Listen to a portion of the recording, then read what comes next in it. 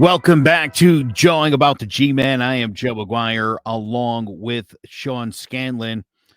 Not a good week for the Giants. Dak Prescott, 5 touchdowns. The Cowboys routed the Giants for a second time this year, 49-17, their 12th straight home win.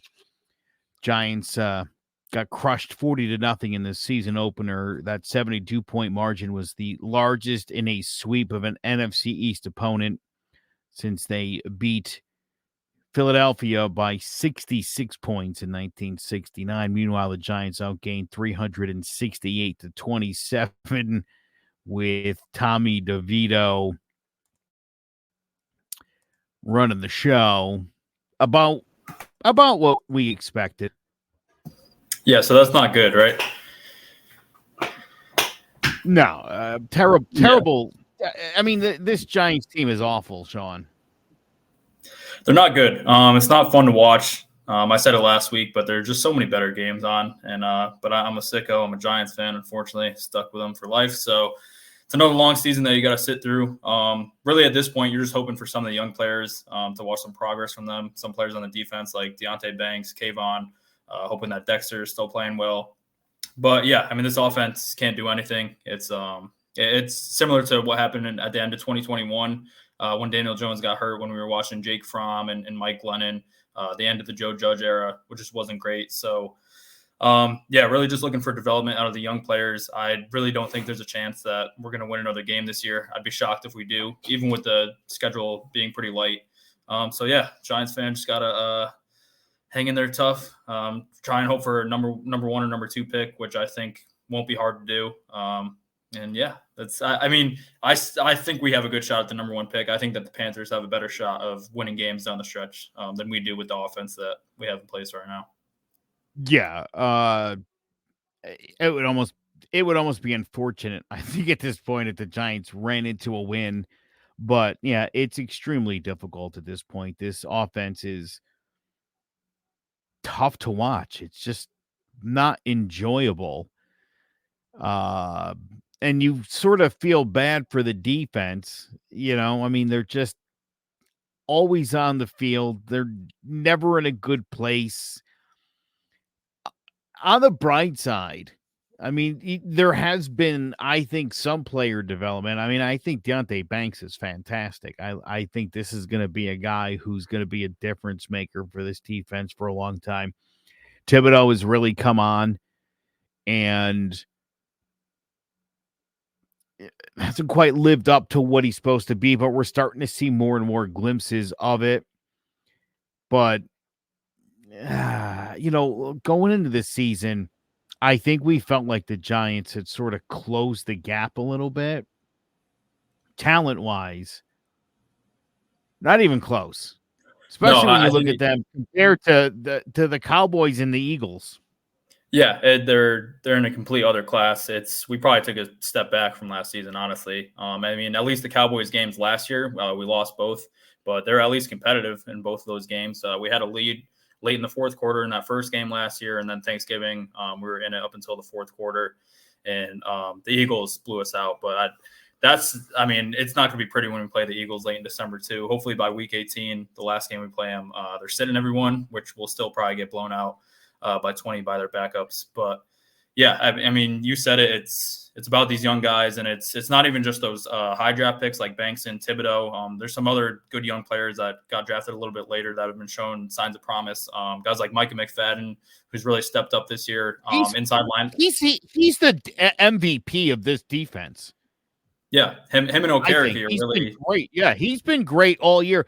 Even early in the year when Okereke wasn't doing jack, McFadden was making. I remember in the 49ers game, it was like, dude, how good is this guy? And how come he didn't get any kind of love? But he's been, I think, their most consistent player all year.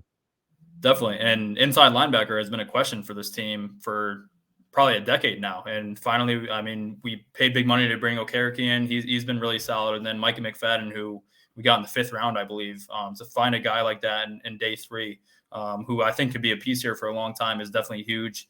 And then you got other guys like Cordell Flott, who's been a little bit up and down, but for a 3rd-round pick, he can definitely be your slot corner for years to come. Jason Pinnock, who we claimed off waivers from the Jets, didn't even have to give up any compensation to get him. He's been really solid. I think that he could be a safety here for a long time, especially with I don't think Xavier McKinney's coming back after just some of the comments he's made this year about Wink Martindale, not, speaking to the media after games and his play. I mean, he's been fine, but it's nothing like he has been in the past couple of years. So I think Pinnock's another guy that you can keep. So that's all we have to sell ourselves on right now, really. You know what kills me too? Like, and this has sort of been the way of the Giants. I think I told you this was like 2 years ago. I had, I'm a card collector. And so I went and I picked up Odell Beckham. This is literally like days before the trade. Daniel Jones, Saquon Barkley, Xavier McKinney. No, McKinney wasn't there yet. Collins. What was the safety? Landon Collins. And I thought to myself, these guys are going to be here for a million years. These are the guys I want. These guys will join my football card collection. And I mean, within days of that card, I don't even know if the card showed up by the time Odell was out of town. Landon Collins gone. Daniel Jones will be gone soon. Saquon, I saw his comments this week. He's at a crossroads. Like, this has been a disappointing run as far as, the Giants have had some talented players and just haven't done anything and haven't really done right by the players. I think that's the other big thing. No, I don't blame Saquon's comments at all. I mean, it's obviously, they gave him the franchise tag, but to give this guy so many carries every year, and especially when he's been battling injuries through all these years too, pretty much to have your offense rely on him completely, and then to lowball him once he gets to negotiations and pretty much just wait for him to get to the age of 27, 28 so he can get all the tread off the tires and then pretty much just kick him to the road, which I think is what's going to happen. It's unfair to Saquon because he said it since day one. He wants to be a New York Giant for life, and he wants to create a legacy here. And it's because of guys like, Barry Sanders, who he idolized, that he wants to be with that one team for the rest of his career. And they're not doing him any favors. His offensive line has been terrible the whole time. Daniel Jones has had, obviously, some good stretches, but he's definitely not the best quarterback in the league. And they never really have any great receivers to throw to, so they have to rely on this run game. So it's unfair to Saquon. They rely on him for 300 carries a year, and they can't even give him, $12 million. What would you say to those fans who, in response to what you just said, would be like, yeah, but the guy's always hurt? There's a reason that he's always hurt. Right. And it's because this offensive line has been terrible for years. And every team that we go against, their defense knows that we're going to be running the ball 25 to 30 times a game. They can just load the box, put 8 guys in there because they know that we got guys like Tommy DeVito who have no shot of throwing the ball downfield. So it's been a disservice to him the whole time when Saquon's been nothing good but good to this team. So yeah, it sucks for Saquon. I hope he goes to another team and has success there because the Giants, the way this organization has been run, pretty much since Tom Coughlin left, we've been a dumpster fire. And it's unfair to him. And I think that he doesn't deserve that. And I think that he deserves to play for a contending team, which I hope he does because we don't deserve him here in New York right now. Yeah, well, you're 100% right. In week 11, there's a lot of good games. We'll talk about those in a minute. Let's just get this nonsense out of the way now. The Giants go to Washington, having lost at home 14-7. Back when there were winnable games on this schedule and this team just found ways to not win games, I assume that will continue with Washington. I'm not a big Howell fan. You think he's the right guy. That said, and where the Giants are now, Washington's a 9.5-point favorite in this game. Again, it was a close game last time these two teams met. 9.5 fair, or do you see this being a blowout? It's like a 24-6 blowout. I think 9.5 is fair. I would if I were to bet on the Giants for a spread in a game the rest of the year. This might be one of them. I mean, depending on the lines coming up, but I don't know. We've owned Washington forever now, especially since Daniel Jones has been here. And obviously I know he's not playing, but just in that era. And the Washington defense isn't that great. I mean, they traded their best 2 pass rushers. So I don't think they're going to get a ton of pressure on Tommy DeVito. I don't think Tommy DeVito is going to do much with it because he's not an NFL quarterback, even though he's playing for the Giants right now. But I think 9.5 is definitely doable to cover for the Giants because I think this defense, even though they've had a couple rough games, I mean they're being asked to be on the field the whole time, so it's not really advantageous to them. But I think if you wanna make a little money this weekend, I might advise taking the Giants with that 9.5. I just hope this isn't a game where they stumble into a win because, like we said, we need one of those top 2 picks. And knowing Washington and the history with them, I could see it happening, but this team is just so void of talent, especially on offense, that I don't think they'll come away with a win. But I think this will be one of those manageable games for the rest of the season where you'll say, okay, we're not getting blown out by 3 touchdowns. So that's it. It sucks. It definitely loser talk to even say that, but to even be within 10 points is a win for the Giants at this point down the stretch. By the way, last week, I did say the Giants would lose. I said 49-6. So I had the points right. I just noticed that. You went 33 points. You were a little more optimistic. So, yeah. God. What? Give me a score on this one. What are you thinking? Ugly. Something silly, 12-6? Yeah. The NFL, I got to tell you, Sean, week to week, the NFL's there's not been a ton of scoring. And I feel like I've seen 21-17. I feel like that is like a pretty consistent score around the league every week.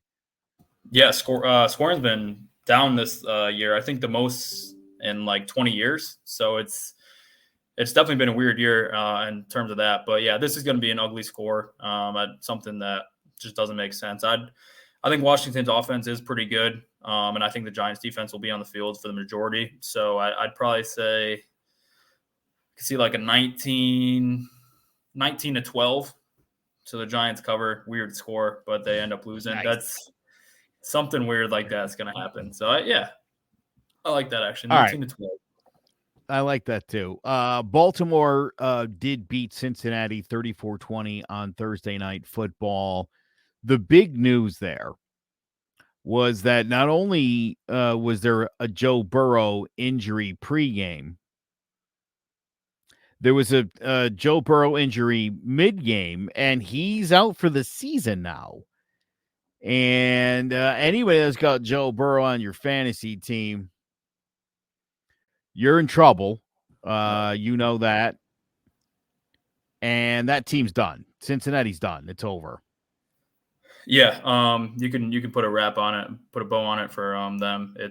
Joe Burrow is an elite quarterback in this league, top 5 quarterback. So once you get something like that to the team, it's going to drive you down, especially the fact that they're at 5-5 right now. They play in the best division in the league. Getting that number 7 AFC seed is not going to be easy for any team. So I think they'll still be somewhat competitive in games because their defense is still pretty solid and they have good skill players. But I just don't think Jake Browning is going to be the guy that will take you to that 7 seed in the AFC. So it sucks to see. I'm a big Joe Burrow fan. So yeah, it sucks for them, and I don't think they're going anywhere. I think they just call it a season, try and get a decent draft pick. It's done for them. I've got Joe Mixon in my dynasty league, and he put up some serious points when Burrow went down, and I expect that to sort of be the case going forward. So they're going to have to lean on him, especially if T. Higgins is still out. All right, let's talk about the real games. Pittsburgh travels to Cleveland. It's a 1:00 game on CBS. Pittsburgh's offense is so bizarre. The fans are so miserable in Pittsburgh, even though this team wins. I don't understand it. There's this thing about Matt Canada being the worst offensive coordinator in the league. Cleveland also dealing with some issues. Maybe a positive for them almost. Deshaun Watson also done for the year, we just found out. Does Cleveland have enough at home to hold off Pittsburgh's oddly sputtering offense, which saw Deontay Johnson come back last week, and all that did was take all the targets away from Pickens? So didn't help. Yeah, this Steelers team is so odd. They've been outgained in every game, and they're still have a winning record. It doesn't make any sense at all. But I think that continues here this week, especially with Cleveland going with DTR, the rookie quarterback, who in his first start did not look good at all. And I don't think that's going to change, especially with guys like TJ Watt and Alex Highsmith pressuring you all day. So, but Cleveland's defense will keep them in this game. Like you said, the Steelers' offense just has not found a rhythm at all this year. So I think it will be a pretty low-scoring game, but I think that Pittsburgh finds a way to win on the road. Probably like a 17-13, something like that. I think Cleveland's defense will keep them in because they're really good, but Pittsburgh is going to find a way again. I like it. Yeah, I got Pittsburgh 16-10. That feels right. All right, Chicago at Detroit. This is the 1 o'clock game on Fox. Chicago's a disaster, has been for some time. You assume they're going to be moving off of Josh Fields as maybe soon as this next draft. Meanwhile, Detroit having this dream season. Dan Campbell, the right coach. Jared Goff's been the right quarterback. Everything, they've done some weird things at running back, and it's all worked out for Detroit somehow, some way, something I don't think I've ever uttered in my lifetime. But I think Detroit wins big here over Chicago. I'll go 31-12. I'm with you. I think Lions blow them out. The Bears defense has been a little bit better lately, especially with the addition of Montez Sweat. But Justin Fields coming back, I think he'll probably be a little bit rusty. And even with that, the Bears offense is not good. So Lions, they'll beat up on another bad team. Go ahead and get another win. Trying to lock up that division pretty early in December. I think it's a blowout too. I'll probably say 31-14. I don't think Chicago's scoring a lot of points, and I think Lions will get a big win here in the division. I like it. All right, Los Angeles goes to Green Bay, 1 o'clock game on Fox. Green Bay's been a disaster, another team that I think is really got to be questioning their quarterback situation. Jordan Love looked good pretty early on of the season, has not played great of late. Los Angeles, very happy with their quarterback, but this is a guy who just week in and week out doesn't get it done enough that they win games. And, week in and week out, we blame their coach and their GM and the defense, and it's everybody but Justin Herbert. I think this week, I feel like he puts up some good numbers. And he takes LA to a win at Lambeau. I will go 34-24 over Green Bay. Well, obviously you're going to pick the Chargers when your favorite quarterback is on the team. That's your guy, Joe. Yeah, the Packers have been upsetting though. They're really young on offense, so it's kind of tough. I know Jordan Love's been there for a couple years now, but his first full season starting, all their receivers are in their second year or younger, so they have a lot of youth, and their defense has not been, what they should be, especially with all the money that they put into that. But with that being said, the Chargers just find weird ways to lose these games. So I'm going to go with the Packers here at Lambeau. Only reason is, tough to play at Lambeau. It's been fair. It's been put out there, and then the Chargers, like I said, they have so much talent every year in, year out, but they just find ways to lose these games and upset their fan base. So I think it will be relatively close. I actually see a good amount of points in this game. I'll probably go 28-24. I think the Packers hold them off late, and I think they get another win under Jordan Love's belt. I love it. All right. Las Vegas visits Miami, 1:00 game on CBS. Miami's rolling. Vegas is in another bad spot. I mean, every year it seems like these poor Raiders can't get it together. I'm going to go with Miami in this one. I'll say 48-13 feels about right. Miami's healthy. Jaden Waddle's back. Arcane comes back this week. I feel like Miami, Mozart, Tyreek Hill, there's so many weapons on this team. They'll get to the end zone quite often against LA. Or LV. There you go. The Antonio Pierce story was cool through 2 weeks. Nice to see an interim coach go in there, especially when he's a former Giant. But they're running into a buzzsaw this week. They got to play against Zach Wilson and Tommy DeVito, so tough to lose 2 of those games. It ends this week. The Dolphins beat up on bad teams. They can't really beat the good teams, but they will beat up on the bad teams. So I agree. I think they blow them out here at home. I'll go 42-16. I think this one's going to get pretty ugly very quickly, especially like you said with Devon Achane coming back. That's just another element to this Miami offense that we saw when he was healthy. They're just almost impossible to guard with all that speed in the field. So Vegas isn't going to be able to keep up, and this one's going to get pretty ugly, I would say. Yeah, their ability to break off big plays has been phenomenal all season. All right, Dallas goes to Carolina, 1:00 game on Fox. A game you'd like to see Carolina win. Doesn't seem very likely, not the way Dallas has been playing. Dak's looked great over the past few weeks, which I'm sure our boy Sander is absolutely loving and constantly reminds us about. That said, Dallas, I'll say, takes Carolina out here pretty hard, like a 35-14.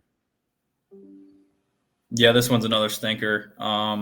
Panthers, they might move off of Frank Reich after 1 year. This offense has not looked good. He gave up play calling, then he took it back. So that's usually a sign that it's probably going to be coming to an end pretty soon. Bryce Young has not looked great. He doesn't really have anyone to throw to, and their line has not been good. And Dallas's defense is just going to take advantage of them, especially with that pass rush. It's not going to be pretty. This one, it's going to be another blowout. I'll say Dallas 42 to Carolina 10, maybe. They might get to double digits. It'll be tough, though. That feels right. Tennessee travels to Jacksonville, 1:00 game on CBS. Jacksonville's been an odd team. Trevor Lawrence at times has looked great this year. Earlier in the year, looked like he was kind of putting it all together. Hasn't been too great of late. Tennessee, unfortunately, can't really seem to get things going. I know people are excited about Will Levi, but I feel like Jacksonville here at home takes this one 20-13. Yeah, I feel like AFC South games are always close. It doesn't matter how good or bad our team is. I feel like they usually play each other pretty tough. And yeah, like you said, Will Levis came out blazing in that first start, throwing for 4 touchdowns, kind of has regressed since then. And this Jaguars defense has been playing, pretty well all year long. A lot of people thought that it would be the offense carrying this team, but they've been fine. But I think the defense has, outperformed their expectations. And I think after getting the crap kicked out of them by the Niners, I think Jacksonville will bounce back. But I do think it'll be relatively close. I'd probably say 23-13. I say Jacksonville probably pulls away late in the fourth quarter. All right, I like it. Arizona at Houston, 1:00 game. Kyler Murray came back last week, pulled out a victory. You got to feel good for him. Meanwhile, C.J. Stroud continues to be such an impressive story out of Houston. Carolina's got to maybe be thinking, was our scouting department right on this? Maybe time will bear things out, but this kid's been off to maybe the third best start of a rookie quarterback in history. I like where Houston's at. I think they're in a good position here at home. I think this will be a fun game. I think they pull it out. I'm going to go 31-26. I like it. Yeah, if you were to look at this game before the season, you would say, "Oh God, nobody wants to watch this." But now it's probably one of the better games of the week, especially with Kyler Murray coming back, looking really good last week. The Texans have probably been the biggest surprise so far this season, especially with the way CJ Stroud has been playing. That defense has also been playing pretty well too. So I think this is a pretty close game. I think Kyler Murray keeps them in it, but I do think that CJ Stroud, just his clutch ability, we saw it 2 weeks ago against the Bucs, not getting phased at all, even as being a rookie. I think he's going to win this game late. So I expect a lot of points out of this one too. I'll go ahead and say 37-34. I think that Texans get a late field goal, but I expect a lot of points out of this one. Should be a fun watch. Sean, we both mentioned C.J. Stroud. You really talked about their defense. Will Anderson, by the way, the number 3 pick, who they grabbed right after they got C.J. Stroud's been phenomenal this year, too. You look at some of the teams that have had a couple of first-round picks, haven't necessarily picked all the right people. The Giants a couple years ago had that same situation. This team in 2 picks basically turned their offense and defense like to another level. You don't see that a lot. Definitely not. And it's definitely on this front office that they've done a great job. Scouting department too. It looked like, it was a disaster after the Deshaun Watson situation, but they got a lot of assets back for him. And they were never going to win a Super Bowl with Deshaun Watson. So to be able to get those many assets back, they didn't have to trade up this year to go get CJ Stroud because Bryce Young got taken first, and then they make that move for Will Anderson. And then DeMeco Ryans he has to be one of the favorites for Coach of the Year right now, to be able to turn this franchise, who over the last 2 or 3 years has been at the very bottom of the NFL, to make this turnaround is super impressive. And I don't think this is just a fluke either. I think that they're going to be here for a while, especially with CJ Stroud. I'm sure that they have a lot of cap money. They don't have a lot of players that are, taking up a lot of money. So I think they could definitely win. There's CJ Stroud on his rookie contract. And they might have a chance to make the playoffs this year. I'm pretty sure right now they're the 7 seed. And the way that this team's been playing, it wouldn't shock me at all if they sneak their way into the playoffs. Yeah, been a pretty exciting season so far, and a rejuvenation in Houston. Now, Tampa Bay goes to San Francisco, 4:00 game on Fox. Tampa is oddly competitive week in and week out. Baker Mayfield's, I think, fighting for his career at this point. San Francisco got things kind of back on track. Deebo Samuel came back. Purdy played a lot better. When Purdy's got all the weapons, he's pretty good. When he's got some guys banged up, not so good. Defense, obviously, still top caliber. I think San Francisco is going to struggle in this one, as they tend to. I do think they'll pull it out late. I'm going to say San Francisco 21, Tampa Bay 18.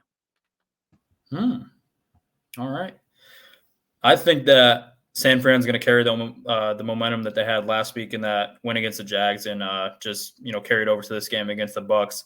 I don't think the Bucs are really that good. They have been somewhat competitive. I'll give them that. Their defense still has some core players from that Super Bowl run a couple years ago, but Baker's not the guy. Like you said, he's definitely battling for keeping that starting job in the NFL. I think he could be a backup for a couple more years after this, but I think at this point it's proven that his NFL career is not going too much longer. But yeah, once you have Trent Williams back for the Niners, the best left tackle in the league, Deebo Samuel, one of the most versatile pieces in the league on offense. It's a whole different offense, and you can see that. Like you said, Brock Purdy looks like a different quarterback. So I just don't think the Bucs are that good. I think the Niners at full health are definitely in that elite tier in the NFL. So, and especially at home, I think they win this one big. I'll probably say 31-16.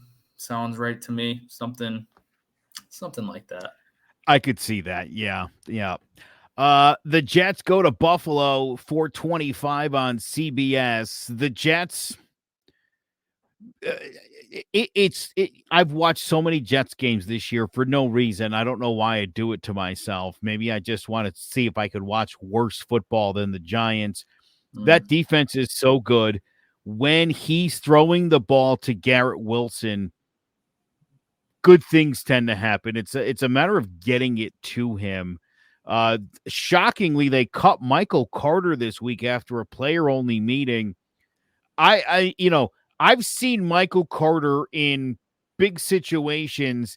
He's a great dump guy. He's got good hands. He can make some things happen. It was shocking to see them move off of him, but they are pretty loaded at that running back spot. It would be nice to see Dalvin Cook get some freaking carries. Meanwhile, Buffalo, goodness gracious, just lost a terrible game to Denver. We're not quite sure what's going on with Buffalo. I thought last year when they blew it, I said the dynasty was over. And at 5-5, man, it seems more and more, Shawnee, like that window may have really shut on Buffalo. There's so many good teams right now in the AFC, and they're not playing well. It's not to say they can't turn it around. I do think they'll win this game. I think it'll be a very competitive game. I think, unfortunately, the Jets probably won't be able to score enough points. It's why I'm going to take I'm going to take the Bills, mind you, 19-13 in this game. You're giving the Jets 13 points? I am. The defense will score. Yeah, probably a scooping score for Quinn Williams. That's the only chance. But that's about it. You said it. It's just been a disaster for the Bills this year. It does look like that window has closed. And Josh Allen, obviously, still very young, but just these turnovers are killing this team. That's pretty much the single-handedly the reason they lost on Monday night to the Broncos, and they still had a chance to win at the end. But the turnovers are killing them. The defense has, lost a lot of players to injuries, and it just does not look pretty. They're sitting outside looking in right now in the playoff picture. So, and the Jets always have had Josh Allen's number. We saw in week one, even when Aaron Rodgers went down, Josh Allen couldn't, take advantage of that, couldn't win that game. And I feel nasty doing this. I picked the Jets to win last week too, and they lost to the Raiders. But one of these times, it's got to be right. And they do have Buffalo's number. So I don't feel great doing it, but I'm going to go with the Jets. I think the Buffalo Bills are tumbling right now. I think that they're, scrambling for answers, especially after firing their offensive coordinator.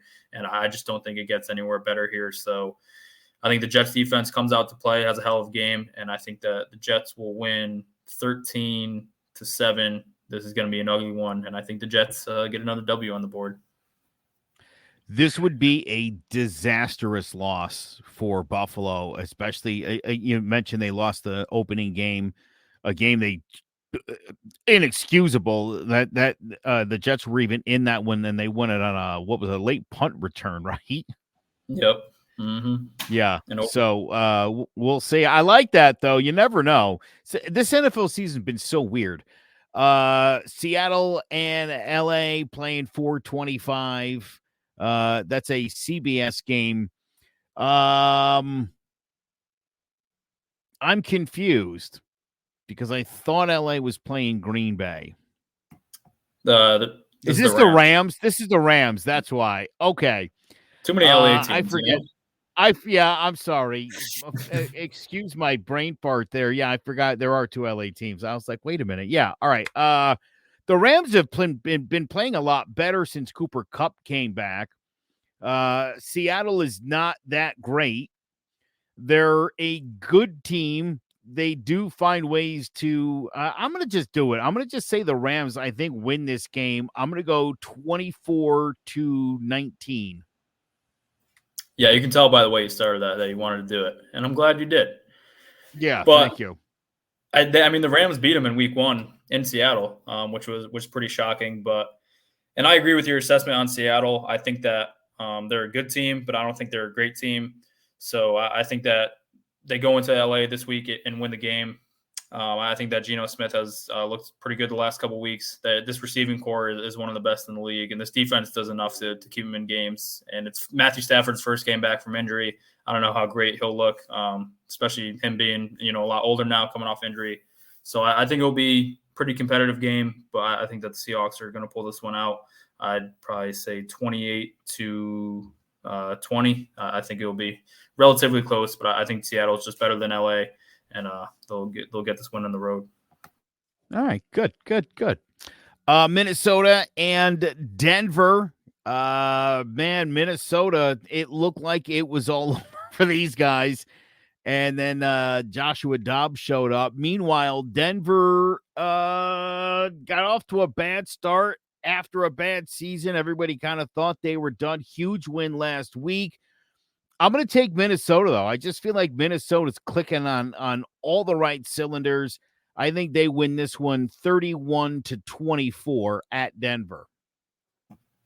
I like that. I think the Josh Dobbs magic is going to keep rolling into this one. Like you said, Minnesota just finds ways to reel off these wins. And what if they won five or six in a row now? It's been super impressive.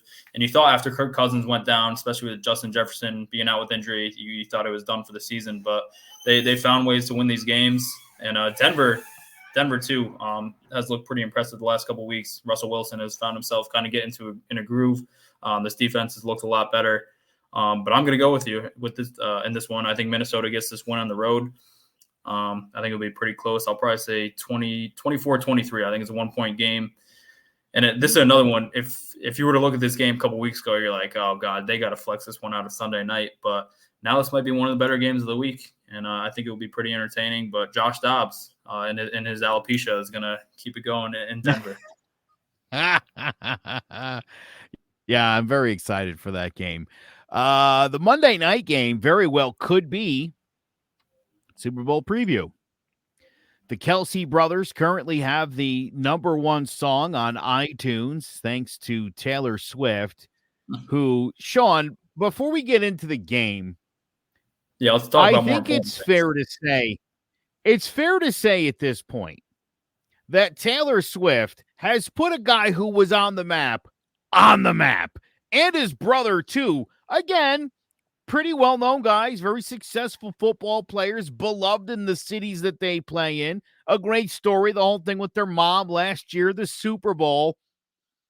These two guys are blowing up in a huge way because of Taylor Swift. Yeah, these two no names. If it weren't for Taylor Swift, who would know about these guys? You know what I mean?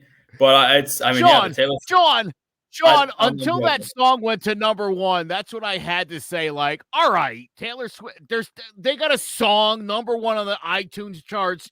That's the Taylor Swift effect. Gotta be.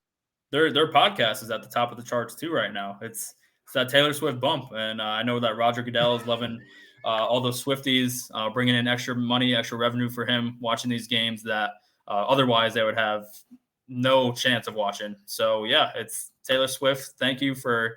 I should say thank you. Roger Goodell would be saying thank you because he's brought in all this extra money, which we know old Roger loves. And yeah, Taylor Swift. What would football be without Taylor Swift?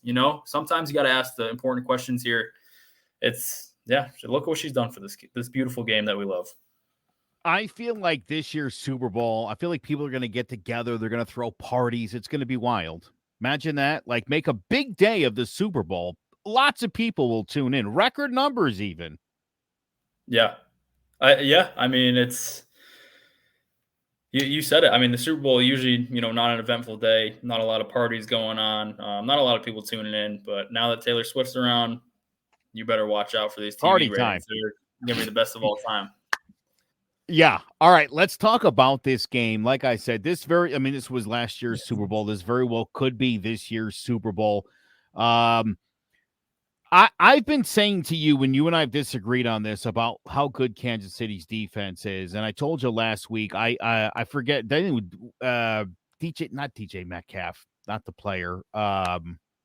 Who's the broadcaster? Metcalf, Eric Metcalf, Myron Metcalf. Thank you. Yeah, Myron Metcalf said, and I thought really hit it. He said their defense isn't great. It's an opportunistic scoring defense. They've come up with big plays. You don't think they're great, but they play pretty great in big moments. And I think that's really, the difference in what you and I are trying to get at with this team. I don't think this defense is great. It gets the job done, and it finds a way to come up big in big spots. And to me, that's what a championship caliber defense does when your offense is really great. That said, their offense isn't great. I think Philadelphia's offense is great. I think Jalen Hurts he's great. That's a great quarterback right there. That's your dual threat guy. That's what all these guys are aspiring to be right now. I think he's at the top of his game. I'm going to take Philadelphia to win this game in Kansas City. It's going to be a late field goal, 26-23 win for the Philadelphia Eagles. All right. Yeah, I wish Zay was here to talk about the Eagles. I know he loves to talk about how fraudulent they are at 8-1 and the best record in the NFL. But yeah, I mean, I still think this defense. I get what you're saying that they're opportunistic, but they just have playmakers everywhere. Their secondary has been phenomenal. They get after the passer with Chris Jones and George Karlaftis, who's really coming to his own this year. And I think that they're going to find a way to pull this one out. I know the Chiefs' offense does not look great, but they do have the best player in the NFL in Patrick Mahomes. Even if his receivers are dropping the ball a lot or they're not getting a lot of separation, Patrick Mahomes is going to find a way because he is, like I said, not just the best quarterback in the league, he's the best player in this league.